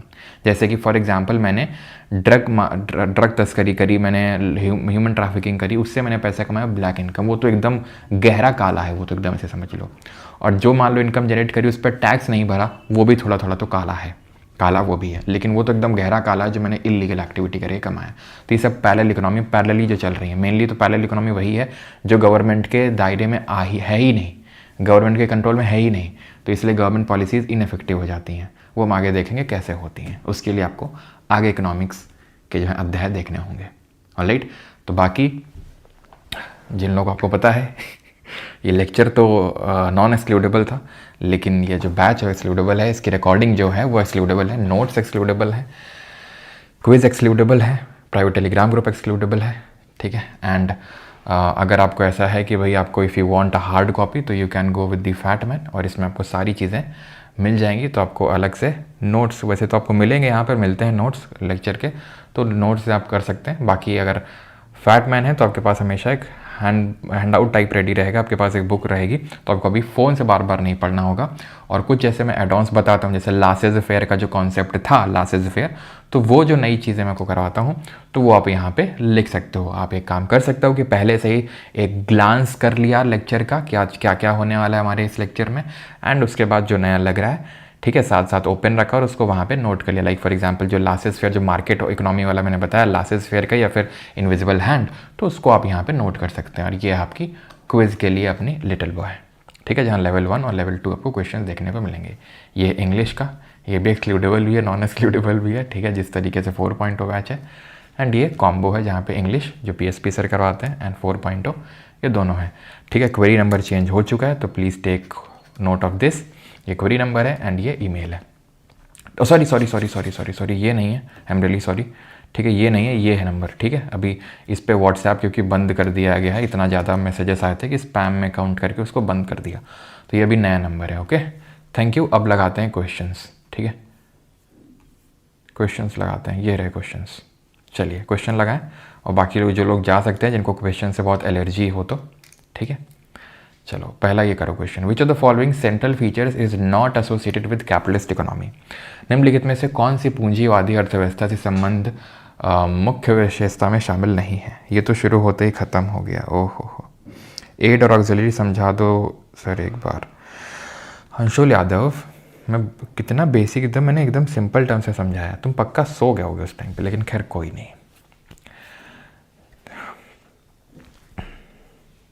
जैसे मुझे चिप्स बनाता हूँ, ठीक है, चिप्स बनाता हूँ मैं, चिप्स बनाने के लिए मुझे आलू चाहिए, मसाले चाहिए, लोग चाहिए, ज़मीन चाहिए। ये क्या है? एड और ऑक्सिलरी टू ट्रेड नहीं है, ये नहीं है। क्यों? इनसे ऐसा नहीं कि ट्रेड को सहायता मिल रही है ना, सहायता नहीं भाई, ट्रेड तो हो ही नहीं पाएगा अगर मेरा सामान ही नहीं बनेगा, तो इनसे सामान बनना है मेरा। ठीक, अब जिस चीज़ का इस्तेमाल करके मैं सामान को एक जगह से दूसरी जगह पहुंचा रहा हूँ, उसका एडवर्टीज़ कर रहा हूँ, उसको मार्केट कर रहा हूँ, ठीक है, पैसा, ये सब जो होंगे एड और रिलेटिव ट्रेड हो गया। जैसे मैं मान लो पैसा उठा रहा हूँ, ठीक है, मैं एडवर्टाइजमेंट कर रहा हूँ, ट्रांसपोर्ट कर रहा हूँ, वो सब ओके। तो इसमें कैपिटलिस्ट इकोनॉमी से क्या सेंट्रल फीचर नहीं है, there is generalized commodity production, it has market value, yes, productive wealth is held predominantly in private hand, उत्पादक संपत्ति प्रधान रूप से निजी हाथों में होती है, बिल्कुल, प्राइवेट ओनरशिप होती है। Economic life is organized according to the market principle, बाजार सिद्धांतों के अनुसार उपयोगिता काल व्यवस्थित किया जाता है, बिल्कुल ये भी होगा, बिकॉज मार्केट प्रिंसिपल का मतलब ये होता है डिमांड एंड सप्लाई, डिमांड आएगी तो कोई सप्लाई करने आएगा उसकी, ठीक है, याद करो एडम स्मिथ का इनविजिबल हैंड वाला concept. Economic organization is based on planning a supposedly rational process of resource allocation, आर्थिक संगठन संसाधन आवंटन, ओहो आवंटन, ठीक है, तो कन्नौजी भाषा होगी, संसाधन आवंटन की कल्पित तर्क संगत प्रक्रिया वाली योजना वाली होना चाहिए था ना, पर आधारित होता है, ये बिल्कुल गलत है, ये सब सोशलिस्ट में होता है, जहाँ पे प्लानिंग करती है कौन, गवर्नमेंट करती है कि इस तरीके से यहाँ इस सेक्टर में इतना देंगे, इसमें। कैपिटलिस्ट में प्लानिंग नहीं होती है, इसमें देखा जाता है कि भाई कहाँ से ज़्यादा डिमांड आ रही है वहाँ पे सप्लाई करी जाती है, ख़त्म। रिसोर्स एलोकेशन वेलफेयर के लिए किया जाता है सोशलिस्ट में, ना कि कैपिटलिस्ट में। इकोनॉमिक एक्टिविटी, ये देख रहे हैं सर, ये CDS का क्वेश्चन था, ये सिविल सर्विसेज का क्वेश्चन है, IAS के एग्जाम का क्वेश्चन है। इकोनॉमिक एक्टिविटी लिखी हुई है और सेक्टर लिखा हुआ है, करिए जरा इसको। Storage of agricultural produce secondary sector, dairy farm primary sector, mineral exploration tertiary और वेविंग क्लॉथ सेकेंडरी। सीधा उठाओ सबसे पहले, अभी यहाँ पे ये नहीं कि कौन है, ठीक है, पहले बड़ा आसान होता था जब 1 2 2 3 3 4 इस तरीके से कुछ ऑप्शंस होते थे एलिमिनेट करने में, लेकिन अभी थोड़ा सा काइंड ऑफ प्रॉब्लम हो सकती है अगर ऐसे आते हैं तो हमें पता है कि मिनरल एक्सप्लोरेशन कर रहे हैं यानी माइनिंग कर रहे हैं, माइनिंग कर रहे हैं तो भैया टर्शरी तो नहीं होगा ये, अगर माइनिंग कर रहे हैं तो ये तो प्राइमरी में आएगा, तो गलत हो जाएगा, ठीक है, प्राइमरी में आएगा। खनिज क्यों, क्योंकि डायरेक्टली नेचर से जुड़ी एक्टिविटी है। डेयरी फार्म, अब डेयरी फार्म है, वेविंग क्लॉथ है, वेविंग क्लॉथ क्या है, कपड़ा बना रहे हैं, जैसे मान लो कि मेरी शर्ट है, टी शर्ट है, कपड़ा बनना है, ठीक है, तो ये कहीं बना होगा इंडस्ट्री में, मैन्युफैक्चर हुआ होगा, तो सेकेंडरी सेक्टर है, बिल्कुल सही बात है ना, कहीं से सिल्क निकाला गया होगा वो प्राइमरी होगा, लेकिन ये जो है ये आपका सेकेंडरी ही आएगा, ठीक। एग्रीकल्चर प्रोड्यूस को स्टोर कर रहे हैं, भैया एग्रीकल्चर जैसे खेती बाड़ी कर रहे हैं, धान काट रहे हैं, सब कर रहे हैं, वो प्राइमरी है, लेकिन उसको कहीं स्टोर कर रहे हैं, स्टोरेज, जैसे कि मान लो कि तुम आए मेरे पास, भैया अनाज थोड़ा सा रखना था, तो तुमने अनाज रख दिया और अपना अनाज लेके चले गए, मैंने तुमको कोई सामान दिया, मैंने तुमको सर्विस दी कि आओ मेरे यहाँ स्टोरेज है, रख लो आके, सर्विस टर्शरी सेक्टर में आता है, गलत। एंड डेयरी फार्म बिल्कुल प्राइमरी में आएगा, डेयरी फार्म, ठीक है, 2 and 4 ओनली 2, ठीक, चलो सिंपल, यहाँ पे ऐसे ही देखो, टर्शरी सेकेंडरी में जब डाउट हो तो ऐसा समझो कुछ मिला क्या उसके बदले में, स्टोरेज के बदले में कुछ मिला क्या, ना कुछ सामान मिला क्या, ना सामान नहीं मिला, सेवा मिली है, सामान अगर मिलता तो सेकेंडरी होता।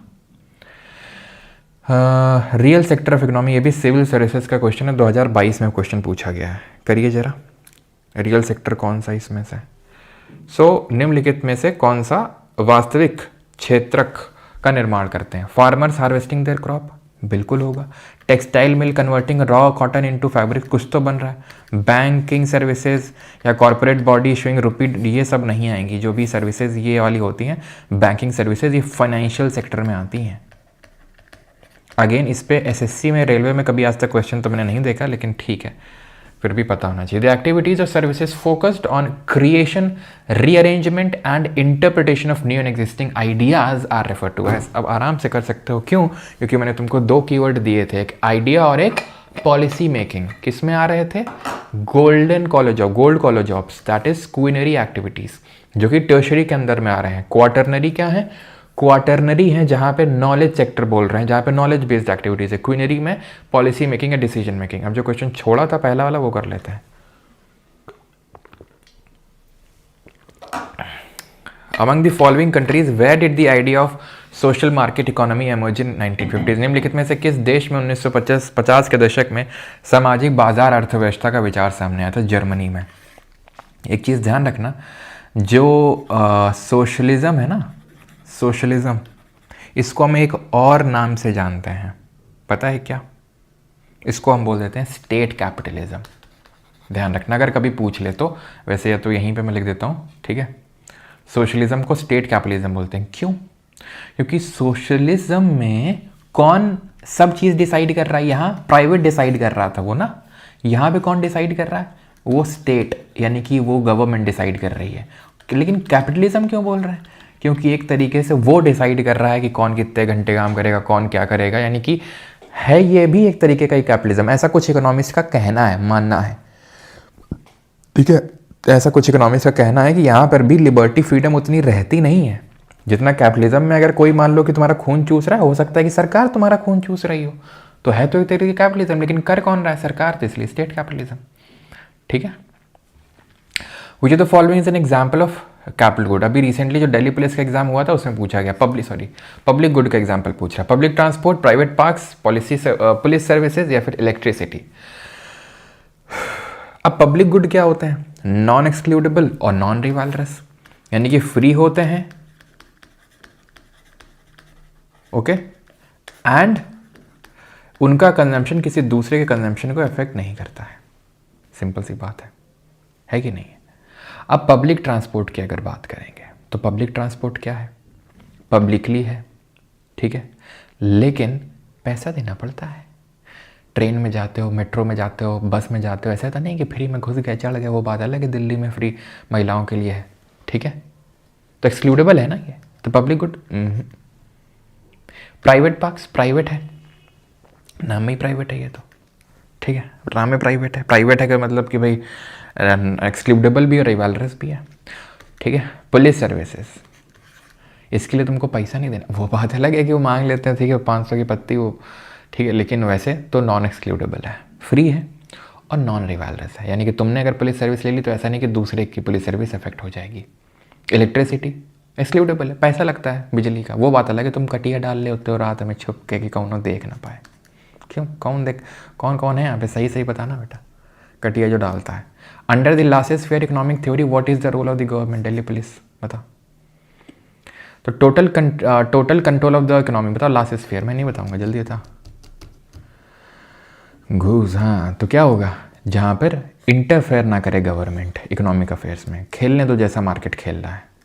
What term refers to the process of rapid integration or interconnection between countries due to greater foreign investment, trade and movement of goods, services and technology? क्या बोलते हैं उसको? मैंने पढ़ाया नहीं है, आंसर इसका वैसे तो बी होगा, लेकिन अभी पढ़ाया नहीं मैंने आपको। Which economic concept is known as the invisible hand? Invisible hand किस आर्थिक अवधारणा को अदृश्य हाथ के नाम से जाना जाता है? बताइए।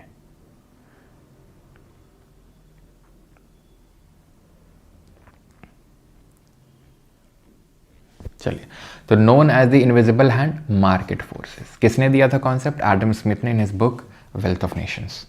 What was a key feature of the barter? अभी नहीं पढ़े, मनी एंड बैंकिंग पढ़ेंगे, वैसे आंसर ऑप्शन नंबर ए होगा, लेकिन अभी पढ़ा नहीं है, ठीक है।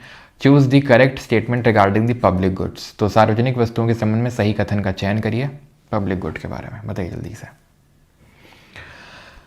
नॉन एक्सक्लूडेबल और नॉन रिवाल्वरस होते हैं, option number A.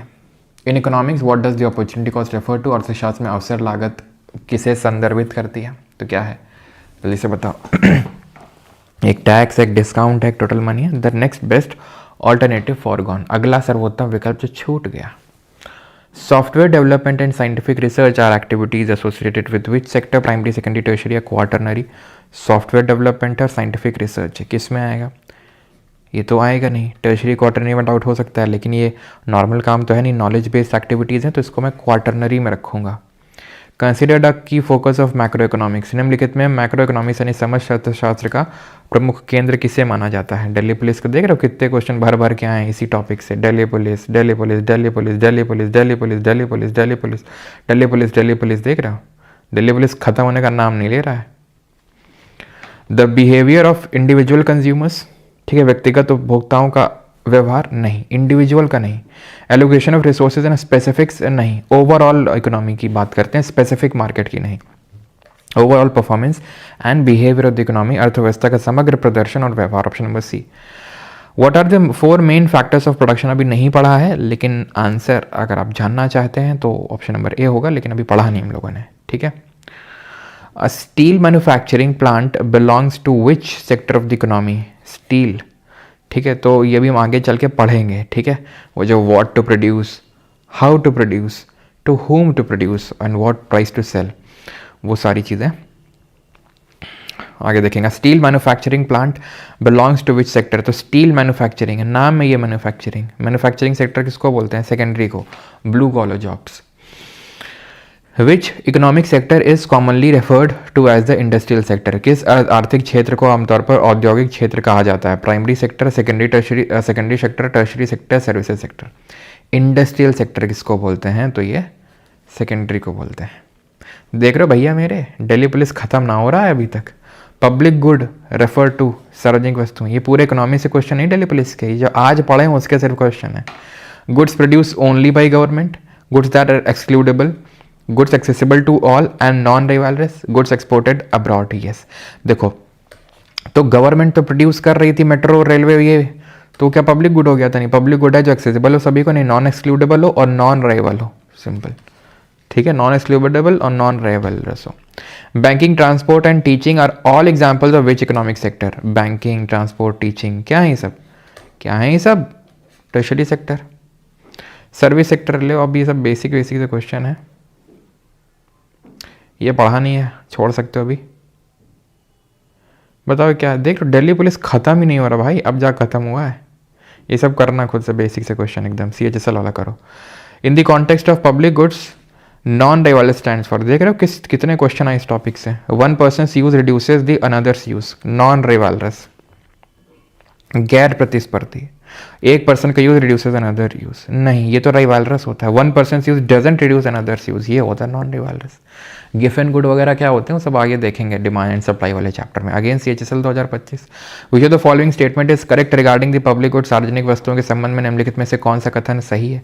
Clothes are an example of public good, कपड़े सार्वजनिक वस्तु का एक उदाहरण है। अच्छा ऐसा ही क्या, पब्लिक गुड है? सरकार बना रही है। It can be provided through the market mechanism. It can be provided by the transactions between individual consumers and producers. Generally, the benefit of public good are available to all. सबको available होते हैं generally. The dash sector of the economy involves group of activities related with extraction of raw material directly from nature. Nature से directly extraction कर रहे हैं, क्या हो जाएगा देख रहे हो, एकदम बेसिक से सवाल बनना है यहाँ पे। अभी हम करवा नहीं पाएंगे, थोड़ा जो ढंग का क्वेश्चन है वो करवाएंगे। This sector of economic activities involves process, यार प्रोसेसिंग हो रही रॉ मटेरियल की, नहीं रॉ मटेरियल अगर एक्सट्रैक्ट कर रहे हैं तो प्राइमरी सेक्टर है, लेकिन उसको प्रोसेसिंग कर रहे हैं, उसमें वैल्यू एडिशन कर रहे हैं तो secondary sector, simple. Centrally planned economy किसको बोलेंगे, सोशलिस्ट को, कैपिटलिस्ट को, मिक्स्ड को, या फिर फ्री मार्केट इकोनॉमी को? बहुत जल्दी से बता दीजिए, बहुत जल्दी से बता दीजिए। प्लानिंग कर रहा है, प्लानिंग कौन कर रहा है, सेंटर में बैठा हुआ कौन है, सेंटर में सरकार है, सरकार है मतलब सोशलिस्ट, खत्म। फ्री मार्केट इकोनॉमी एक तरीके की कैपिटलिस्ट इकोनॉमी एक तरीके की फ्री मार्केट इकोनॉमी है, ठीक है। तो यहाँ पे लिख लो, ठीक है, सेंट्रली प्लान्ड है ना, यहाँ पे लिख सकते हो सेंट्रली प्लान्ड इकोनॉमी, ठीक है। चलिए आगे बढ़ते हैं, आखिरी क्वेश्चन है, विच of the following statement show an accurate understanding of macro economic concept? तो निम्नलिखित में से कौन सा कथन एक व्यापक आर्थिक अवधारणा की सटीक समझ दर्शाता है? CPO 2025 में पूछा गया है।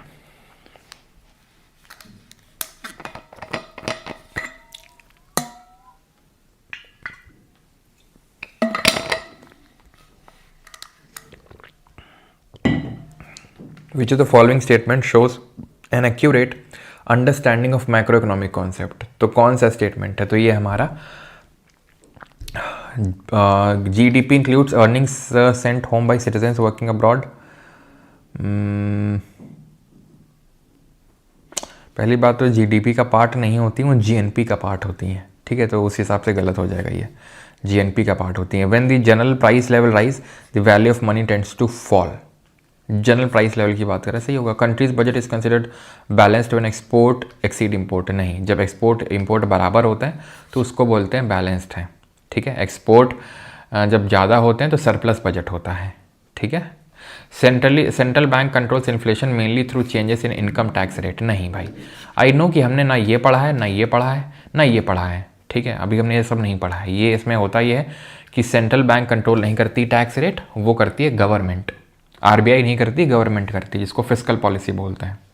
Not within the scope of macro economics के कॉन्सेप्ट में कौन नहीं आएगा? National income, total investment, wages of an establishment या टोटल कंजम्पशन।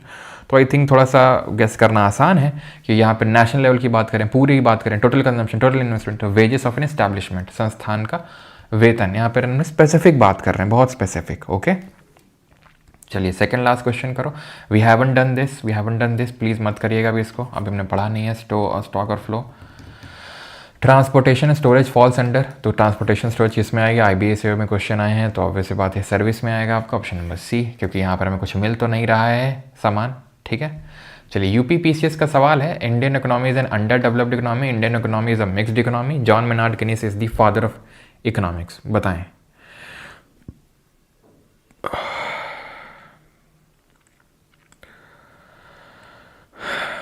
तो हमने पढ़ा है कि father of economics John Maynard Keynes को नहीं, इन्होंने तो 1936 में अपनी वो जनरल थ्योरी ऑफ एम्प्लॉयमेंट वाली किताब लिखी थी। वेल्थ ऑफ नेशंस लिखी थी 1776 में एडम स्मिथ ने।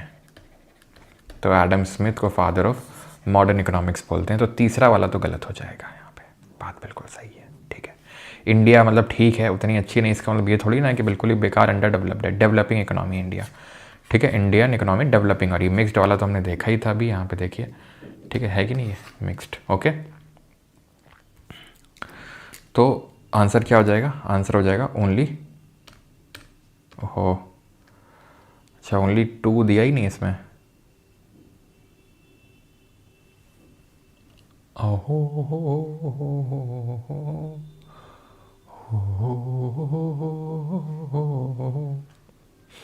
पता नहीं भैया मेरे, यहाँ पे अगर मुझे चुनना है तो तीसरा वाला तो फिर गलत ही मैं करूँगा, ठीक है। फिर मुझे ये करना पड़ेगा, लेकिन मैं आपको बता दूं इंडियन इकोनॉमी अंडर डेवलप्ड नहीं है, डेवलपिंग में आती है। तो अगर हो सकता है कि टाइपिंग में कुछ एरर हो ऑप्शंस में, और अगर एरर नहीं है, ठीक है, तो फिर हम ए के साथ जाएंगे। लेकिन अगेन इंडियन इकोनॉमी डेवलपिंग है, अंडर डेवलप्ड नहीं है। अब पता नहीं जो भी ऑप्शन यहाँ पे टाइपो है या फिर क्या है, जो भी हो, ठीक है। अगर टाइपो नहीं है, सब ठीक है, तो फिर आई वुड गो विद ए, अगर मैं एग्ज़ाम में बैठा हुआ हूँ तो, ठीक है। फेज 13 जिसका आज तक रिजल्ट नहीं आया है। In a centrally planned economy the government takes all major decisions regarding production, exchange and consumption of goods and services. बिल्कुल सही बात है, सारे डिसीजंस कौन लेगी? सरकार लेगी। एक केंद्रीय नियोजित अर्थव्यवस्था में सरकार वस्तुओं और सेवाओं के उत्पादन, विनिमय और उपभोग से संबंधित तो सभी प्रमुख निर्णय लेती है। In a market economy economic activities are restricted to physical market places, ठीक है। एक बाजार अर्थव्यवस्था में आर्थिक गतिविधियां भौतिक बाजारों तक ही सीमित होती हैं, ठीक है। Where buyers and sellers must interact face to face. जैसे हम हैं, मैंने अपना एग्जांपल दिया था तुमको कि डिमांड था, मैंने सप्लाई दिया इस तरीके से। क्या मैं स्टूडेंट से फेस टू फेस मिला? फेस की तो बात मत कर देना सर। क्या मैं फेस टू फेस मिला? क्या तुम में से मेरा फेस कोई जानता है, या मैंने तुम्हारा फेस कभी देखा है? नहीं। लेकिन ये क्या है? मार्केट प्लेस ही तो है। तो must interact face to face, ऐसा नहीं कि मैं गले में बैठूंगा, ये ले ले 4.0 ले ले, इंग्लिश का 2.0 ले ले, कॉम्बो ले ले फैटमैन ले ले, ऐसा तो हुआ नहीं। फ्लिपकार्ट से तुमने ऑर्डर कर लिया फैटमैन, अमेजोन से, फ्लिपकार्ट से, तो क्या फेस टू फेस मिले? नहीं। Option number A. अभी we haven't done this, intermediate good, capital good छोड़ेंगे इसको, okay. Which of the following is an example of macro economic, second last question है फेज 13 में। तो निम्नलिखित में से कौन सा एक व्यापक आर्थिक संकेतक का उदाहरण है? तो उदाहरण क्या है आपका? नेशनल एम्प्लॉयमेंट, ठीक है। पर्टिकुलर चीज़ें की जब बात कर रहे हैं, स्पेसिफिक चीज़ों की बात कर रहे हैं, माइक्रो इकोनॉमिक्स में आता है, ठीक है। अगेन बार्टर एक्सचेंज नहीं, मनी इन बैंकिंग के पहले क्लास में देखेंगे, फ्लो स्टॉक नहीं किया अभी तक, ठीक है, ओके। टर्शरी सेक्टर, ठीक है। टर्शरी अब वही है, सिंपल है यार। Tertiary sector of the economy, manufacturing secondary में आता है, पब्लिक एडमिनिस्ट्रेशन, ठीक है। ये आपका इलेक्ट्रिक सप्लाई तो मैन्युफैक्चरिंग में आता है, ठीक है। एंड फॉरेस्ट्री भी आपकी मैन्युफैक्चरिंग प्राइमरी में आती है आपकी, ठीक है, ओके, राइट। हाँ एक सेकेंड, लोक प्रशासन और electric supply services, public administration नहीं होगा इसमें, ठीक है, पबैड, लोक प्रशासन।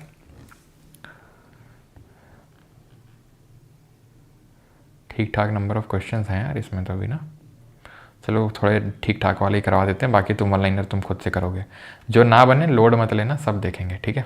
जैसे कैपिटल फॉर्मेशन है, तो what does the term capital formation, तो कैपिटल फॉर्मेशन का मतलब होता है पूंजी निर्माण, पैसा बनना है, पैसा बनना है, growth in the production capacity through investment, yes, ठीक है। तो जो पैसा बनता है उसी को हम बोलते हैं क्या, कैपिटल फॉर्मेशन, ठीक है। ये सब बेसिक से क्वेश्चन वन लाइनर आप कर लोगे, कोई इसमें लोड लेने वाली बात नहीं है, ठीक, कुछ नया नहीं, और आंसर की दी हुई है, थोड़ा तो खुद से भी करो। ये वाला करवा देता हूँ, एशरसन डिज़ाइन वाला सीजल 2025 से बना है। In macro economics treating a single commodity as representative of all goods allows simplification of aggregate analysis. Again ये भी पढ़ा है नहीं अभी, लेकिन फिर भी करो, कर सकते हो, ठीक है। ये मैं आपको पढ़ाऊँगा जब सर्कुलर फ्लो ऑफ इकोनॉमी बताऊँगा वहाँ पे, ठीक है। Treating a single commodity as representative of all goods allow simplification, यानी कि इकोनॉमिक्स में अगर आप एक सिंगल कमोडिटी को पकड़ लोगे और उससे डिराइव कर लोगे सारी चीज़ें, तो आसान होगा, वो सारी इकोनॉमी के बारे में तुम्हें बता देगा, क्योंकि हर एक चीज़ के बारे में तुम नहीं जान सकते हो ना। वैसे तो है नहीं, इकोनॉमिस्ट देखते होंगे कि इस सेक्टर ये सेक्टर कैसा परफॉर्म कर रहा है, मान लो सर्विस सेक्टर, तो हर किसी को देखते होंगे, टीचिंग, बैंकिंग, सी सब कुछ, और स्पेसिफिक जा के देखते होंगे सबको, नहीं, एक चीज़ पकड़ते होंगे और उससे जनरलाइज कर लेते होंगे चीज़ों को, क्योंकि हर किसी का आंकड़ा ला पाना और फिर बहुत मुश्किल है, इम्पॉसिबल है, नेक्स्ट इम्पॉसिबल नहीं, इम्पॉसिबल है वो।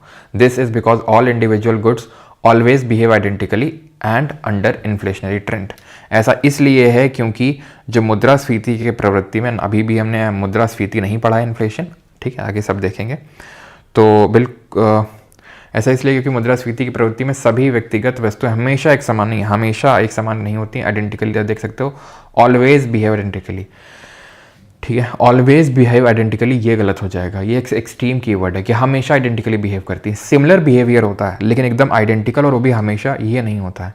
तो असर्शन तो ट्रू है लेकिन रीज़न यहाँ पे फॉल्स हो जाएगा, ठीक है, ये चीज़ होगी, okay,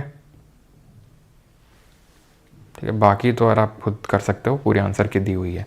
we are done with today's lecture of economics lecture 1। I hope you like this lecture, and अगर आपको बैच चाहिए तो you can from the Parmar academy app, okay. And if you want book Fatman, ठीक है, तो वो अभी again नया एडिशन नहीं आने वाला जल्दी फल्दी कि मैं बोल दूं कि अगले ही महीने आ रहा है, तो ठीक है। तो जो भी अपडेट्स हैं, जो भी चेंजेस हैं, आप उनको करते जाइए, अपडेट्स को उसमें बुक में अगर कोई है, जैसे फॉर एग्जांपल लासेस फेयर वाला जो चीज़ हमने पढ़ा, या फिर सोशलिस्ट में आप वो लिख सकते हो सेंट्रली प्लान्ड इकोनॉमी वाला जो पॉइंट है, that will update your book, alright, okay. And questions लगाना है, you have the little boy, ठीक है, ऑलराइट। बाकी बैच में आप अगर एनरोल्ड हैं तो आपको पता होगा कि ढेरों क्वेश्चंस आपको मिलते हैं एप्लीकेशन पे भी और प्राइवेट टेलीग्राम ग्रुप पे भी, alright. And if you want combo, okay, alright, thank you, धन्यवाद। एंड ये तो खैर लेखपाल का है, ठीक है, थैंक यू, मिलते हैं कल सेम टाइम सेम जगह। पैरेलल इकोनॉमी समझ नहीं है, पैरेलल इकोनॉमी का मतलब ये होता है समानांतर, यानी कि एक हमारी इकोनॉमी चल रही है, उसके पैरेलल में जो हमारे कुछ गुर्गे होते हैं, जैसे कि दाऊद इब्राहिम टाइप लोग जब थे, ठीक है, तो अपनी इकोनॉमी अलग से चला रहे हैं, ठीक है, यानी कि अलग से उनका ब्लैक इनकम जनरेट कर रहे हैं, उस ब्लैक इनकम से टेररिस्ट एक्टिविटीज़ को फंड किया जा रहा है, वो गवर्नमेंट की नज़र में नहीं है, वो गवर्नमेंट की नज़र में नहीं है। तो गवर्नमेंट को उस पर चेक्स एंड बैलेंसेस मेंटेन करना, उसको कंट्रोल करना इज़ वेरी डिफ़िकल्ट।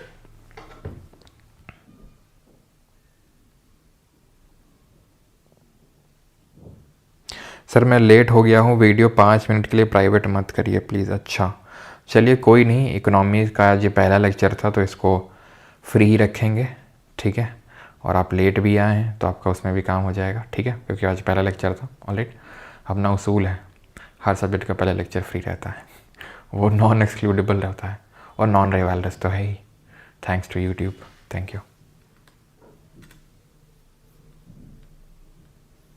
एंड वो नया नंबर भी मैंने बता दिया है, अगर किसी कुछ क्वेरी हो तो यहाँ पर कर सकते हो, ये अपना क्वेरी नंबर है, ठीक है, क्वेरी नंबर है ये, यहाँ पे आप मैसेज कर सकते हो, ठीक है। जो भी आपके अगर कुछ मतलब query number in the sense कि ऐसा नहीं कि सर जीके में डाउट है, कोई मेरा नंबर नहीं है ये, ठीक है।